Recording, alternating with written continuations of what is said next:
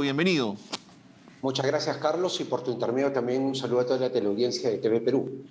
Las AFPs, entonces, se les debe una cantidad, entiendo, ingente de dinero. Primera pregunta, ¿a cuánto asciende la deuda? ¿A cuánto asciende y por qué la deuda? A ver, más de 8.000 millones de soles, si se trata de gobiernos regionales y gobiernos municipales, hacen en conjunto esta cantidad enorme. Si nosotros vemos también las instancias subnacionales, la deuda de AFPs es parte de una deuda mucho mayor. Si sumamos a todos los proveedores, se están debiendo casi 25.000 millones de soles. Y esto es alarmante, ¿por qué? Porque en el caso particular de las AFPs, el sistema actualmente está bastante golpeado por efecto justamente de los retiros que se han dado en la época de pandemia. Se han permitido retiros de los fondos de AFP y eso, sin lugar a dudas, complementado con esta deuda estatal, específicamente subnacional, porque no hay una información clara todavía sobre la deuda del gobierno central, es algo complicado.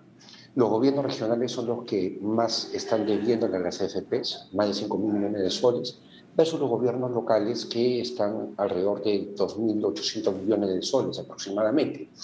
Hay un aspecto que sí conviene tener en cuenta y es el hecho de la movilidad dentro de las partidas presupuestales en lo que se refiere, por ejemplo, a lo que se destina para recursos humanos, para el personal de las instituciones, en este caso los municipios y los gobiernos regionales.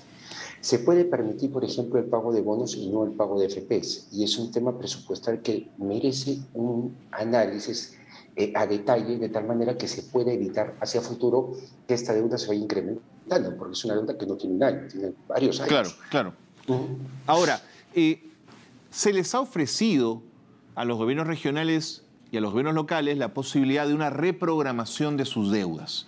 Y solo un 43% de estos se han acogido a este beneficio. ¿Por qué el resto no? Porque simplemente no están con el ánimo, y acá esto es complicado, la voluntad de querer solucionar el tema, cuando debería darse. ¿Pero es un tema de ánimo, José?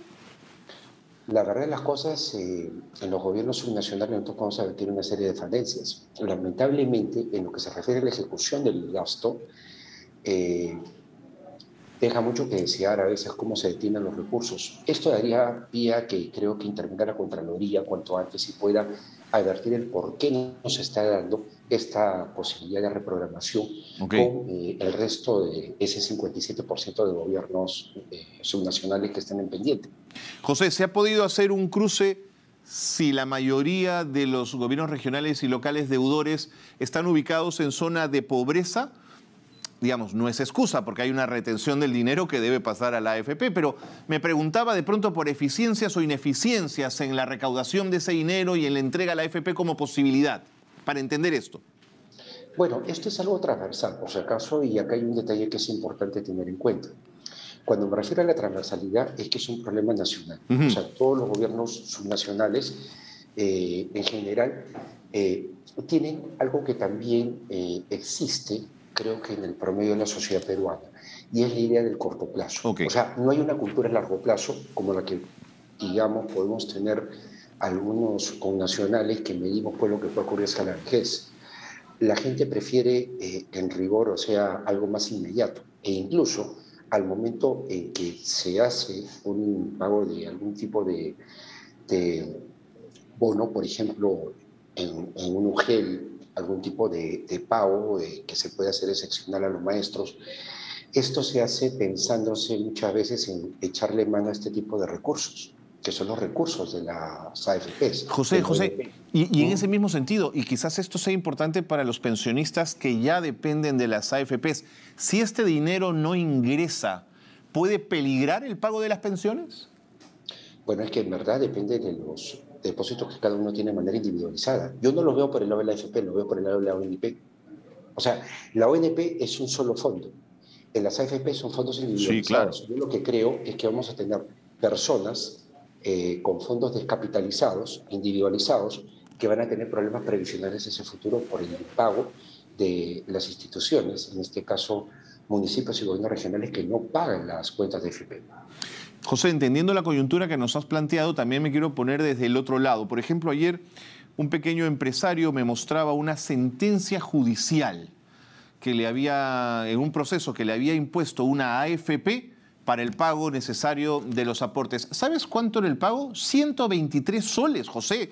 Es decir, no, ya se convierte casi en una situación persecutoria.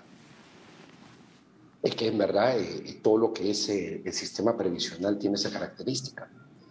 Pero hay un problema cuando se trata del sector público. Eso es lo que hay que tratar de alguna otra manera de reformular, porque no puede finalmente este pequeño empresario emergente estar, o sea, con esta situación mientras el gobierno está pues en una deuda. Claro. Si lo vemos de manera global, pues es bastante importante. Son cerca de 2.500 millones de dólares, 8.000 millones de soles.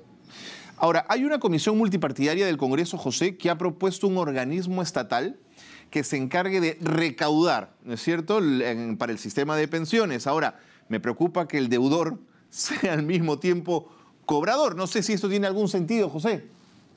Esas son cosas que en verdad dan mucho para pensar, porque lamentablemente las comisiones, a veces cuando se crean, los temas que tienen que desarrollar, que tienen que tratar, no terminan llegando a buen puerto. Esperemos que no sea el caso, pero sí se tiene que, en todo caso, esta comisión ser mucho más amplia en el espectro, ser convocante y tratar de llegar a una solución con el sector privado y con las propias AFPs. Creo que tiene que ser, en todo caso, un espacio de banda ancha, pero sobre acuerdos muy concretos y positivos para cambiar esta situación. Y para cerrar, lo que va a complejizar aún más esto, José, es la posibilidad de un retiro al 100% de algunas personas de sus fondos de AFP. Veremos qué pasa. José, muchas gracias. Gracias. Por habernos atendido. Muy buenos días. José Tello es director ejecutivo del Instituto de Investigación y Capacitación Municipal, que nos hablaba de esta